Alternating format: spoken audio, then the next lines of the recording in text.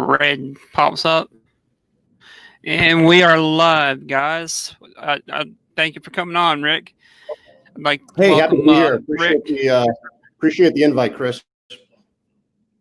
Yes, sir. Good evening, everybody. I'd like to welcome Rick Remiker. For those of you that don't know, he's pretty active in a lot of the Facebook groups. Bruce, Blueshirt Buddah. I know you're not in Facebook, but I think you'll appreciate his collection, his insights. Bruce has a pretty good collection. And then, of course, you know Bobby from Bobby Legs, Rick. I think you know him. Yep. But again, Rick's got plenty of experience. How many years have you been collecting now, Rick? Oh, you know, I've had nice watches for 20 or 30 years, but I really got into it pretty heavy about 6 or 7 years ago. Okay. What was the first major watch purchase that you made? You know, I don't know if any of you watch Roman Sharf and his YouTube channel, Luxury Bazaar. He says, you know, Rolex, first money watch, first time you make money. You know, that's what you buy. And that's sort of what happened with me. I was into watches as a you know, teenager, into college, early 80s, you know, the $50 plastic swatch watches. I thought those were pretty cool.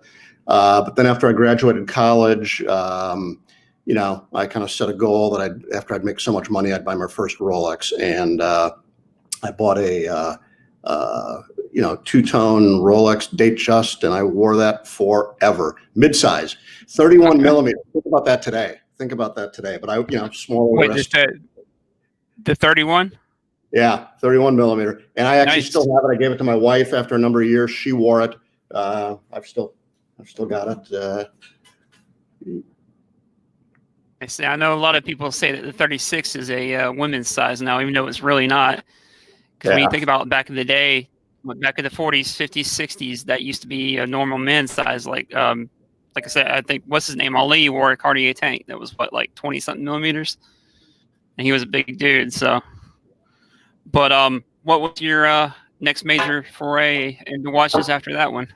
Yeah, so you know, I wore that for a long time, and then you know, I think like a lot of people, I think watches sort of marked accomplishments along the way, promotions, you know, new jobs, new cities. So you know, that Datejust was 1988, and for me to still have that watch and it still runs like great.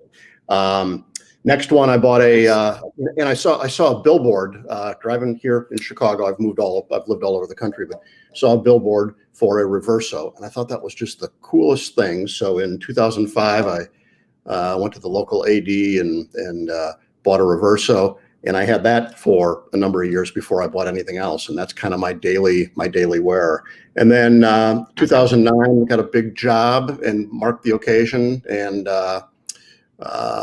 you know, big promotion, and I bought a Rolex Milgauss, the black dial, the one that's still in production, the anniversary, the one that hasn't been discontinued. And Nice.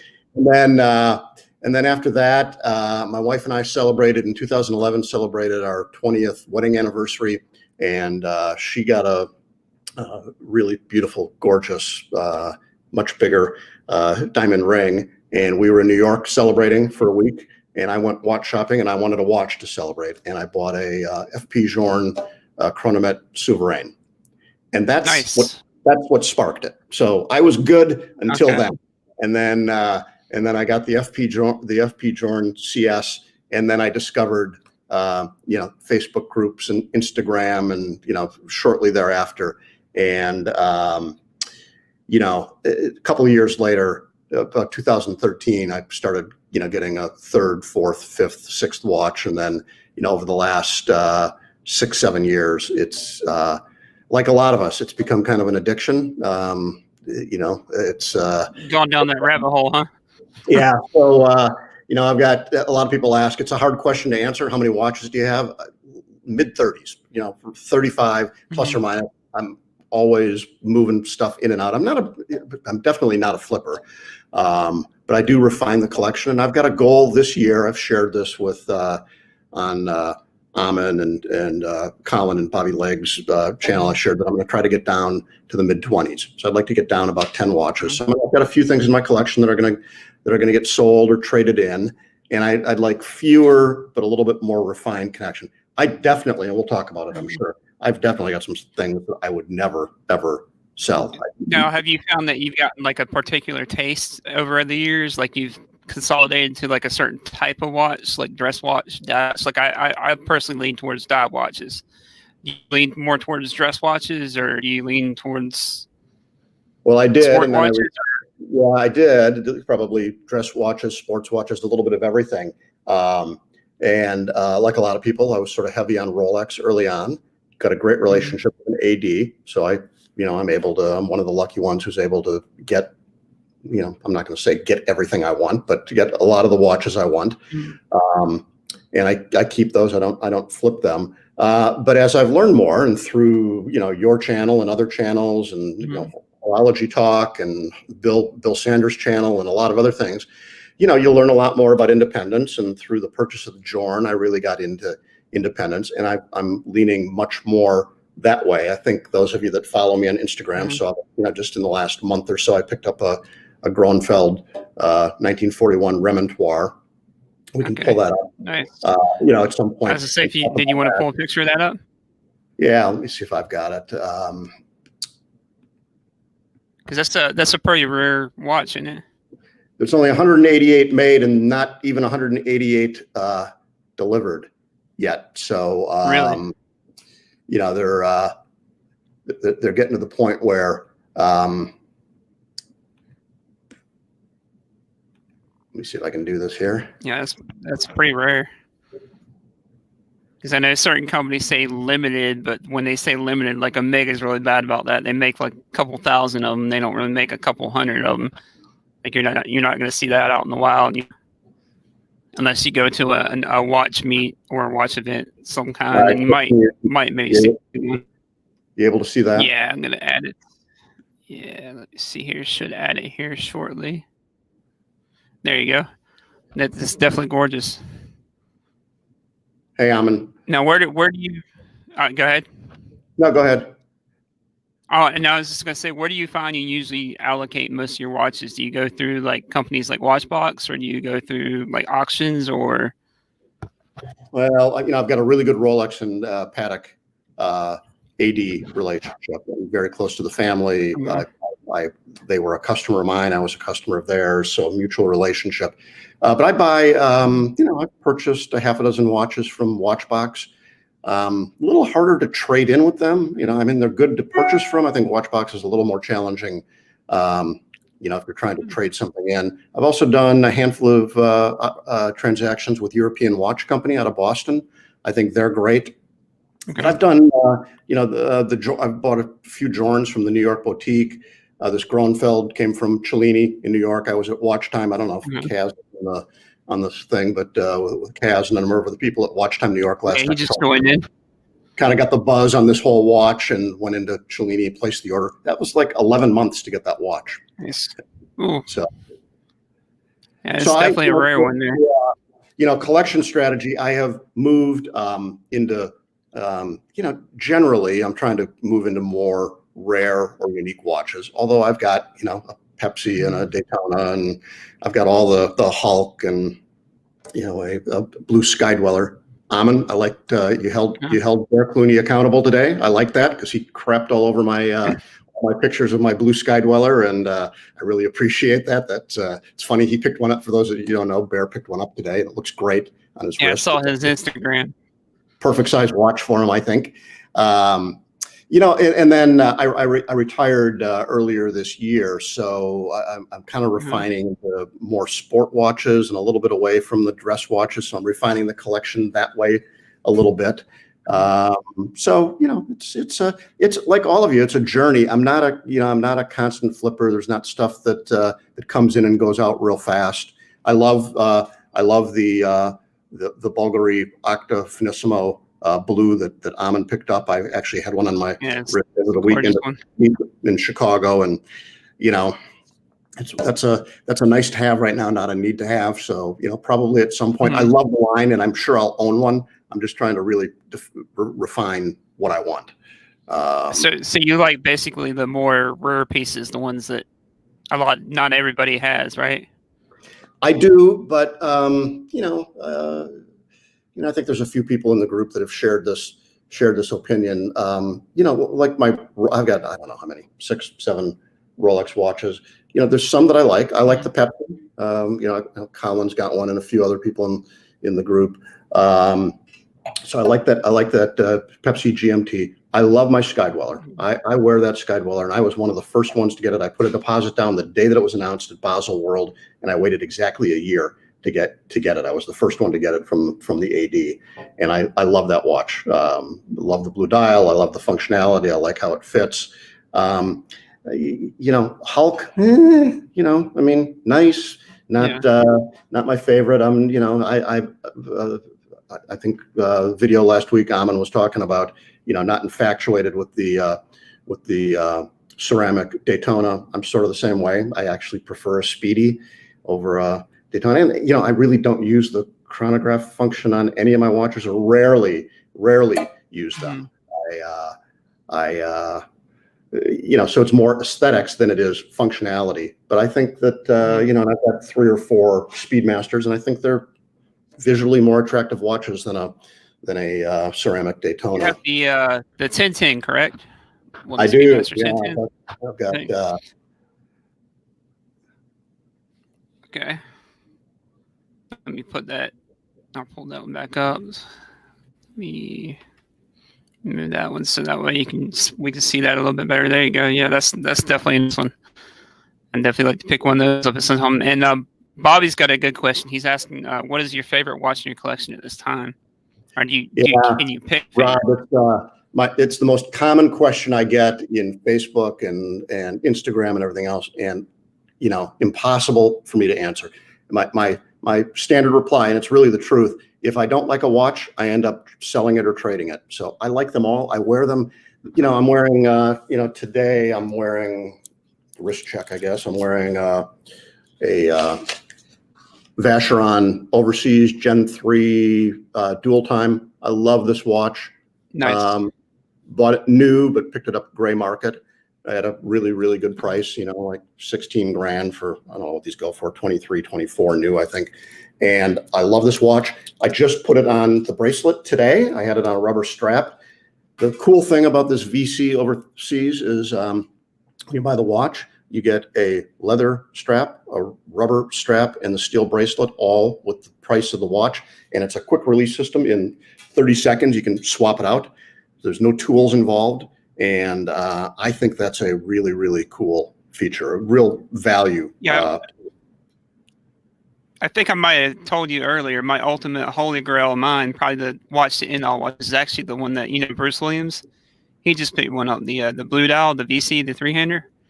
Yeah. That'd be the ultimate end all collection. I say that, I'd probably still end up looking at more watches. We all know how it goes, but that would probably be the ultimate grail for mine. Is VC's always been, it's kind of one of those under the radar compared to everybody else. You know what I mean? So Amin was asking, what's it like to wait, 11 or 12 months for a watch? Mm-hmm. It was nerve-wracking. And honestly, I was really, probably 8 or 9 months into it, I was checking with Cellini every few weeks, because I was really worried that I wasn't going to get allocated one of the 188 watches. So, in mine, that watch is a bespoke Kerry Voutilanen dial. So it's, they're all special. There's only 188 of them, but it was a pretty special system. Yeah, from Texas. I see that. Yeah, I see the question there. I think this, it's kind of go into a VC boutique and just look at any of the Overseas and look at the system. I mean, it's a very durable, very, very secure system. And what I like is there's less risk of doing damage. All of us have probably, done a little bit of case damage using a spring bar tool from time to time, and there's none of that. There's no tool, and honestly, it's less than a minute to change the strap. And the leather strap and the rubber strap come with a separate buckle, so you're not messing with any of that. It's just a quick on and off, and you're done. And it's really cool. Nice. I wear it on rubber. I don't wear it on leather at all. I don't think I've had the leather strap on the watch. The rubber is probably more comfortable, right? In summer, than the leather. Right? Yeah. Definitely. Now what about that Patek we were talking about? The 59. What was it? The 59 was 16. 5960. I don't. Let The me pull black up. one. Yeah, let me pull up a picture of Yeah, that. the picture of that. I was going to show them that picture of that one. That one's a pretty rare Patek. That's a watch that was, here it is. I'll add it to the stream here. Yeah, I don't know if I have. That one is definitely gorgeous. Yeah, it popped up. Steel Patek, introduced Basel World 2017, discontinued 8 months later. So a steel Patek fly black chronograph, produced less than a year, 8 or 9 months. So that's a rare. Then they've got other varieties, and the 5960 is still in production, kind of a blue dial on a leather strap, and there's a white dial version of this. You know, I'd say the only thing about that watch is and I comment this when I post it. It's the bracelet's a little blingy. You know, it's a little flashy for me. But I think that dial. I love that dial, and it's just such a great, easy to read watch, easy to wear. Really fun watch and to have. It's different than the Nautilus which the Nautilus is a great watch. I love that watch, but it's a lot different than the Nautilus that everybody talks about too. That's what I like about it. I like it a lot more. I've got a Nautilus, a 5712. I like the watch a lot more. Yeah, definitely. Definitely. Now you have some. So what? Yeah, go ahead, Chris. No, I was just gonna say you got some interesting reversos too, don't you? Fairly interesting reversos. Yeah, let me see if I can pull those up. I've got two reversos, both limited edition. Boutique only limited editions, a gray dial and a blue dial. They're actually very, very similar watches, but they're different sizes. And here's the blue. Are you able to pull that up?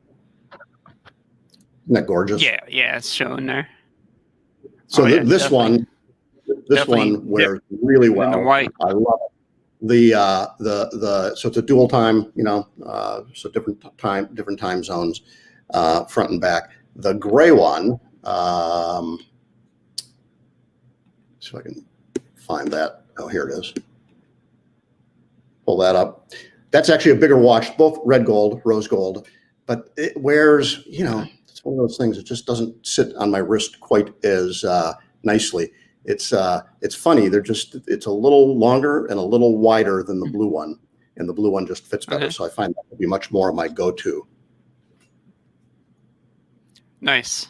Now you got some fairly entry-level stuff too, right? Like you collect like a couple of ball watches and everything like that too, don't you? Yeah, I had somebody on one of the Facebook forums today say this must be the cheapest watch in your collection on the ball that I've been wearing this the last couple of days. And it might be. I've got a couple of balls. I've got a Brellum. I think I got into Brellum through Kaz and through Horology Talk. Discovered that. I am the furthest thing from a watch snob. I am, I'm happy wearing anything. I was on an event last night with, I lived in Columbus, Ohio for a number of years, and I still belong to a watch group there. And I was on an event with Oris. I don't own an Oris, but I found we had an hour and a half live stream with the U.S. CEO of Oris last night. And I became really, really intrigued. And Oris are probably 1,700 to 6 or 7 grand, somewhere in there. And I think that's just an awesome price point. It seems like real value for the money. So yeah, I had a Aquas, one of the limited editions. It was the I can't even think of the name of it now, but I'm talking about the Oris, the Aquas with the I can't remember the name of it now. But I had that, and then the one that's actually intrigued me lately is the new. I don't know if you're a baseball fan or not, but I like the new Roberto Clemente, the pointer, the limited edition. I really like that one. I love the color combos on that one. I think they knocked it out of the park with that watch. It's a really cool, really cool looking watch, that Roberto Clemente. This is one of my latest. I don't know if you can see this. That is a JLC Memobox timer, boutique only. I think, I don't know, 250 nice. pieces. really cool sound. I've posted some videos on my Instagram and on some of the Facebook groups on, you know, the alarm sounds like a school bell. Beautiful blue. I mean, that is, if you pull that up, it's hard to show on live stream. Beautiful, beautiful blue watch. Yeah, that's pretty cool. I am, you know, I am a very big fan. I'm going to try to show this. This one is really hard to photograph, but it is an absolutely stunning, gorgeous watch. That is a Shopek. Yeah, really, really hard. Okay. But look at my Instagram at Rick on Watches, and you know, this is my first Shopek, and I have another one coming in hopefully next month, certainly by the end of the year. That's a sports watch on a steel bracelet. They are yet to be introduced, so I'm a little early. I think that introduction will be, you know, in the next couple of weeks. So keep your eye on Shopek. They're doing some really interesting stuff, really cool bracelets. You know, I kind of like what Moser has done on their Streamliner bracelet. I think Shopek's done something very similar relative to the integrated steel bracelet. And you know, what's really cool about Shopek is the dials and the transparency that they have about all the partners in Switzerland that they work with in crafting, you know, the in-house movements and all the various guilloche and different parts of the watch that they work with. It's not done in-house, but they partner with a number of different people to do that. So I think that's a brand on the rise. You know, it's a few hundred watches annual production, and they're starting to really build some momentum. Nice. Howdy from asking, what's your criteria that you look for as you build your collection? Do you have a certain criteria, or do you just kind of follow what you like? You know, this wouldn't apply to, you know, sort of everything in my collection now, but from here forward, generally more rare and hard to get watches. I'm also disciplined, you know, I mean, you know, if there's a particular brand that takes a hit, like let's say Lange, you know, A. Lange and Son, you know, you buy those new from an AD, and you know, unless it's a highly, and I've got one, unless it's a highly limited edition, they most of them drop in value, but they're tremendous pre-owned buys, and I think that's the way to go. This is a limited edition, 25th anniversary. Only 25 of these made. Grand Lange 1. Only 25 of these exist in the world, and nice. Yeah, good watchmaker in the Chicago area. So I just relocated back to Chicago. I was gone for about 6 years. You know, so I don't know any necessarily good independent watchmakers. I had drinks the other night with a really good independent AD, Seidel and Seidel, Jonathan Seidel, second generation owner. They represent, you know, Moser and Kari Voutilainen and Romain Gauthier, and you know, that kind of level. Swiss Fine Timing on Oak Street. Rasny is a Patek and Rolex AD. They do a great job. I've had my watch when I lived in Chicago. The first time I had watches serviced by Rasny. They've got locations all over the city. So Nice. Yeah, Jorge's in Chicago also. He's the one I was telling you about. Yeah, that's down that way.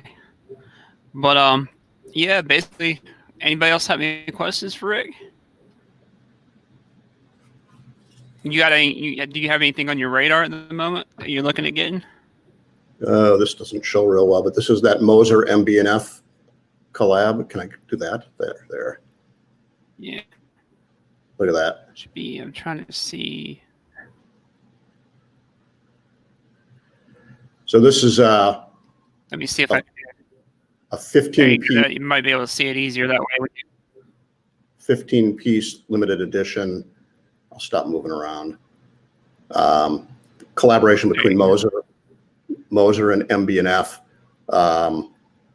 Again, all of this stuff that I have, every one of my watches is posted on the various Facebook groups and on my Instagram account. But that is a really cool watch. Interesting thing on this, I didn't know anything about the pre-release. There were some people that had a heads up. The Moser fans, knew that it was coming. I didn't, and I know Mike Margolis, who represents Moser. I know him real well through Shopek. But I had no idea. But that morning, I see the release on social media. I look around and, a lot of the watches were pre-sold through ADs. I hop online. I go to mbnf.com. They have one watch left. This one, this color, the green. The other colors were sold out. This happens to be the one that I wanted. And I purchased, a very expensive watch online. An hour later, I get a call from the worldwide head of sales at MBNF. And he was just perplexed. And he's told me, Rick, you're the first person to ever buy a watch on our new e-shop, So they were, and he just spent an hour talking to me, asking how I was comfortable buying a watch I hadn't seen online. And, part of it was just the reputation of Moser. So I knew what the dial was because it's it's the green fume dial that Moser always does, which is so stunning. And then the reputation of Max Busser and friends, can't really go wrong on that. So that was a pretty cool thing. What's interesting is I ended up having that in my safe, and I've only worn it a couple of times. And then the leather strap got kind of scuffed up and scraped up from something sitting next to something in my safe. I emailed them and I asked for advice on what product to use on the strap, and he emailed back and said, "I'm going to overnight you another strap," just like that. That's customer service. So that was their first time selling online, and huh? You notice a lot more boutiques and a lot more brands are starting to go online now. Yeah, I think so. I think as opposed to like part of COVID. I think this direct to consumer. I mean, when would I have the chance to sit in a video chat with the CEO of Oris like I did last night or the night before? So to be able to have this direct to consumer approach, I think it's good. I'm hoping the watch fairs. I think Basel World's dead, but Watches in Wonder and the nice thing about Watch Time New York or Watch Time LA when you go to those events is you really get to meet the brand owners and the brand executives, so that one-on-one, as opposed to just working through an AD. I think ADs still play a really big role. And I've got an appreciation. I lived in a second tier city. A Myrtle Beach, a Charlotte, a Columbus, Ohio, a Milwaukee, a St. Louis. You're not living in New York or Las Vegas or Miami or LA where there's going to be every brand has its own boutique. So you got to have ADs that pick up the slack in some of those cities. So I think developing an AD relationship is really, really, really critically important. Definitely. I'm just pulling stuff out. I mean, this is I've got 5 or 6 Journe. That's a Journe Optimum that happens to be Francois Paul's favorite watch. Okay. So that's another remontoire. There's a remontoire in that Gronfeld like that I that have as well. And that's just it's a regulator to make the watch more accurate. So not quite a tourbillon. I don't own any tourbillon, but a really cool watch. It's a boutique edition, so only sold to existing customers that own Journe watches at the boutiques. That's a pretty cool watch. I love this thing. This is Patek 5212 Calatrava. This is that one with the funky handwritten script on the dial, and it's a weekly complication. So there's 53 weeks. I get a lot of questions. Why 53 weeks? That's nice. There's actually 53 weeks in the in the ISO calendar system. We don't use it much in America, but in Europe they use that a lot. And that's a better picture right there. But I love this watch. I just ordered a blue suede Patek strap today from the AD for the watch. Nice. Gorgeous. Yeah, what else? What other questions does the group have? Lexter Dexter says quite a collection, but what do you wear? I guess he means what do you wear the most? I wear them all. Yeah, Lexter Dexter, I wear them all. You tend to wear a few more. I wear this VC overseas a lot. I wear my my Rolex Blue Sky Dweller a lot. I'm finding I've only had it a few weeks, but I wear the JLC Memovox timer. My sweet spot is sort of 39, 40, 41.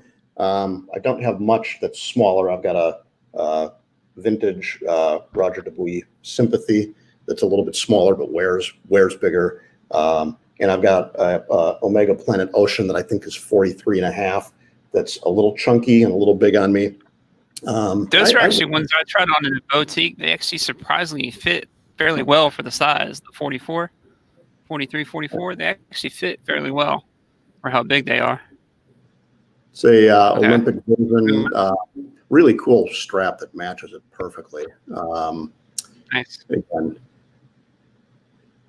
yeah, but that's, you know, it's I don't know how thick that is, but it's a little chunky, and, you know, I don't dive. Yeah. You know, but I wear the Tintin, my Speedmaster Tintin a lot because it's just super comfortable to wear. I wear my Longa 1 quite a bit. I've got a couple of, these are new, but I've got a couple of Zenith El Primero Revival. These are 38 millimeter, I think. And these are just awesome. That's a brown, kind of a bronze brown dial. This is one of 14 pieces made for a watch club that I'm part of. And A386 Revival. Really, really cool, comfortable watch. I just, I love the history of the El Primero and kind of what happened with the brand, with Zenith, and you know, the quartz crisis. There's a couple of really good videos on the history of what happened with Zenith out there. You know, they were told to destroy all the molds and all the tooling, and somebody hid them away in an attic. And when the quartz crisis went away, they went back into production, and they had all the tooling. Yeah, I had a blued out 38 mil for a little while myself. I ended up selling it because I didn't wear it enough, but I had the blued out, the 38 mil on Primera. Jorn Santagraph. Let me see if I can get that up. Center in. Oh wait, I accidentally removed.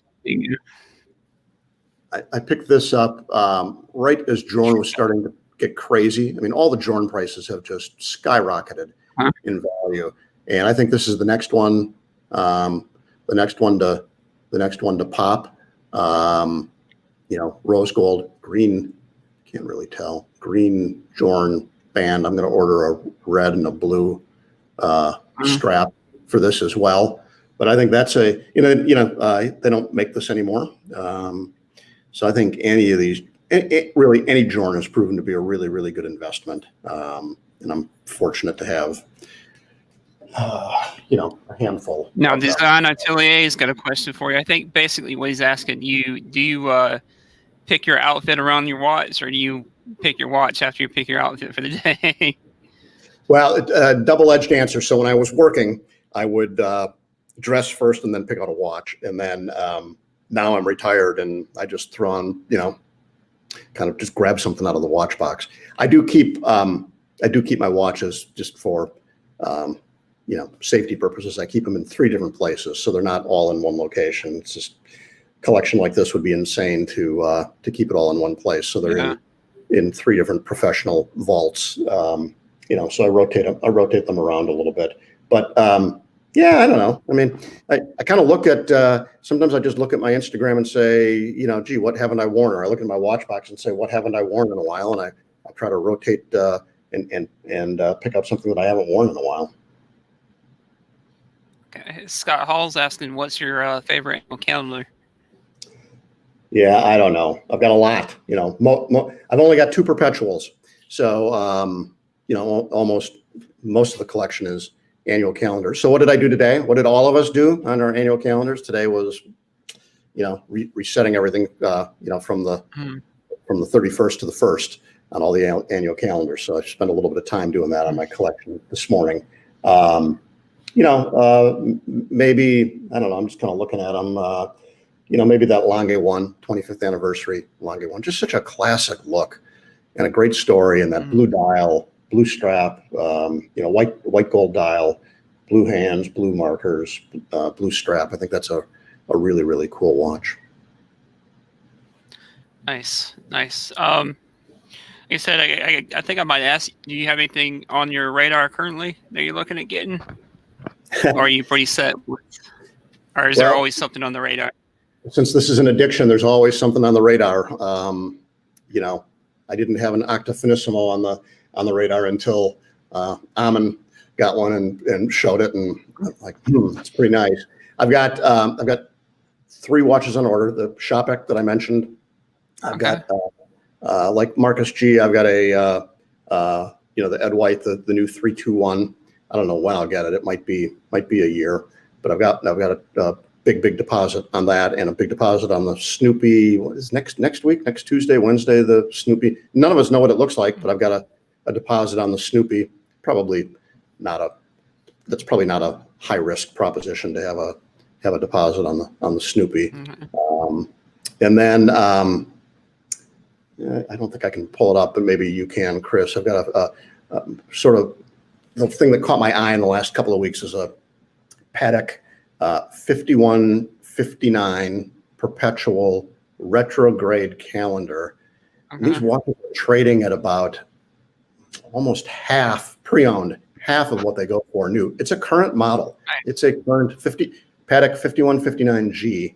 They make an R too, the rose gold, but great looking watch. There's a collector that I in Ohio that I interact with a lot that has one, and I'm sort of intrigued, and I think it's a watch that retails at Patek for somewhere around $90,000, $92,000, $93,000, and they're pre-owned in the 50s. So yeah. Design Atelier is asking. I met that AD a couple of nights ago. He's got a Kari V Vint 8 coming in. That's the last thing I needed to hear. That is, I don't know that I can ever say I have a Grail watch, because it's only a Grail for a short period of time. There's always something else that comes up. But I would love to have a Kari V. I've got a Kari V on the dial. Kari V was involved in the Moser MB&F collaboration. His name's engraved on the back of the watch. But to have a Kari Voutilainen watch, or a Romain Gauthier watch would be something special. So I'm trying to restrain myself, and I'm going to hold back until I can get that collection down a little bit before I do anything else.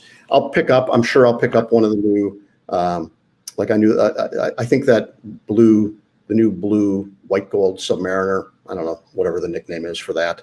The blueberry, the new blueberry, or whatever it is. I think that's a pretty good looking watch. I'm interested to see the Oyster Perpetual 41s with the colorful dials, for a $5,000 or $6,000 I know watch. Clive just picked up a Green Dial one. He loves it. On the new Green Dial 41s, I think he loves it. He was lucky enough to pick one of those up. Designer Atelier is asking, what's the best watch to wind manually? In your opinion? Yeah, I get great pleasure. I actually keep all of my watches wound when I'm not traveling. So I get up in the morning, I have a cup of coffee, and I wind all the manual watches. Probably a couple of my Jorns, the Chronomet Souverain, a couple of the manual Jorns are really a pleasure. And then some of the ones with longer power reserves. The Longa one's got I don't know what the power reserve is on that, but it's probably a 3 or 4 day power reserve. The Gronfeld is manual wind. That's a beautiful watch to wind. And I'm very, very gentle to make sure that you don't wind too tight. Mm-hmm. And then Enrique is asking, maybe it was mentioned before, but he wanted to ask, besides day-date, what's your opinion on the most useful watch complication? Or which is your favorite complication? Yeah, great question. I love a dual time complication. I travel, well, none of us are traveling much right now, but I typically travel much. Mm-hmm. And I purposely say dual time, not GMT, because I find, like, even the Pepsi, I find a GMT harder to read than I've got a Patek 5524 dual time, and the Vacheron that I showed you, the Overseas Gen 3 is a dual time, where it's actually shows 2 different hands, skeletonized hand and just a regular solid hand. So I find that to be tremendously valuable, because at a glance, I'm from Chicago and I'm in California, I can quickly glance and see both time zones, or if I'm traveling to Europe, I can see both time zones. So I love, that's probably my, but besides calendar, and visually, I love a moon phase. Worthless, right? I mean, none of us use it, but visually, I think I think moon phases on watches look great. And I think that the alarm function, it's my only alarm watch, but that alarm watch, the JLC Memovox timer that I just got, that is I use that timer. So that's so I think that's functional. Okay, that's cool. Amin's saying so many amazing watches. Can't be easy to decide which ones to let go when trying to decrease the collection size. Yeah, and maybe I'll come on your channel, Amin, and talk about it a little bit. But it's here's the challenge. I would probably get rid of some of the Rolex, but I've got an AD relationship, and I'm just not going to do that. I saw somebody post in one of the groups today that his AD called him and cut him off because he was selling some watches. So I'm not going to do that. What I'm probably going to sell is the gray side. Amin knows this, the gray side of the moon. Pretty common watch, still in production. If I wanted it again, easy to reload and get it. The Planet Ocean that I've got, the 2 ball watches. I've got a Aventurine dial. If anybody's interested, PM me. I've got an Aventurine dial, Speedmaster Pro. That Aventurine dial is so cool. And very, very rare, and that's probably going to go. And my Milgauss, my green Milgauss, I've got 2 Milgauss. I've got one on an orange strap. I wear that. That's my summer watch. I'm going to keep that, the discontinued white dial and my orange strap. But the current production black dial, green, I call it the Coke bottle crystal. I got it here. That watch. That's probably going to be, that's probably going to go. I've got, since I'm retired and I'm probably going to lighten up a little bit on the dress watches. So probably my Jorn CS, probably that larger of the 2 Reversos, because it doesn't sit on my wrist, my small little wrist, as well as the other one. So I've narrowed it down a little bit, but I am boxed in a little bit. I can't really touch any of the Rolex or the Patek pieces. And Jorge is asking, is there a brand that everyone will hate? So I don't own a Royal Oak. Although I looked at the Code 1159 over the weekend at the AD here in Chicago, and I think the new kind of Fume, they had a little bit of a Moser look to some of the new dials this year, the 2nd generation that they came out with on the Code 1159. I think that watch is ultimately going to be a pretty big success. So I'm probably not the biggest AP fan. I am not a Hublot fan, and probably the brand that other people really, really, really like that I just can't get my head around is Panerai. I've looked at them. I've had them on my wrist. Probably the size of my wrist. I don't like the crown guard, the lock thing. So it's probably those, and Panerai probably at the top of the list on, And then Scott Hall's asking, when you decide to thin, how do you go about selling a watch? I haven't sold a lot, but I've traded some in. So I did a deal with European Watch about a year ago where I traded 6 watches for 1. I bought a 2019 only FP Journe Chronomet Souverain from them that ultimately I have sold because it just skyrocketed in value in about 5 or 6 months, and I actually didn't like the watch that much. So I've done some trading. I've used Chrono 24 successfully on a couple of occasions, but I think I've read that they've recently upped their commission fees. Early on, I sold 1 or 2 watches on eBay, but I haven't done much of that. I've actually got a friend who is in the watch business who's probably going to take the 7 or 8 watches that I'm looking at selling, and he's probably going to sell them on my behalf. Okay. Anybody else got any more questions for Rick? We been on here about an hour, so don't want to take up too much of his time here. And Jorge says he's with you on Panerai. And what's going on, Flippin' Zippo? Yeah, I saw. Don't get rid of the Milgauss. But, It's a tough one because it's one of my very early watches that I acquired. But you know, they are pretty common. It's not like, you know, if I felt regret, you know, I know we need to cut it off, Chris, but I've only had one watch that I sold that I ended up rebuying, and I bought that FP Journe Chronomet Souverain as an anniversary piece. I ended up trading it in on a Octa Havana Automatique, and then actually my wife got really pissed at me that I traded it in, so I ended up having to go out and buy one. But I bought it a lot cheaper, and you know, I was able to rebuy it at a lot lower price, and now that watch is probably doubled in value. Now I'll ask you: Has the wife taken on your addiction at all? Has she She's gotten been into doing a watches? little bit. We went to Switzerland about a year and a half ago, and spent some time in Geneva, and got a VIP tour up at JLC and in Val d'Ajou.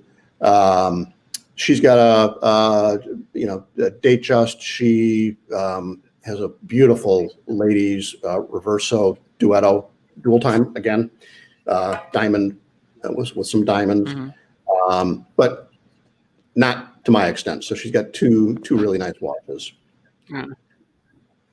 Nice. So she doesn't get too upset when you buy new ones then?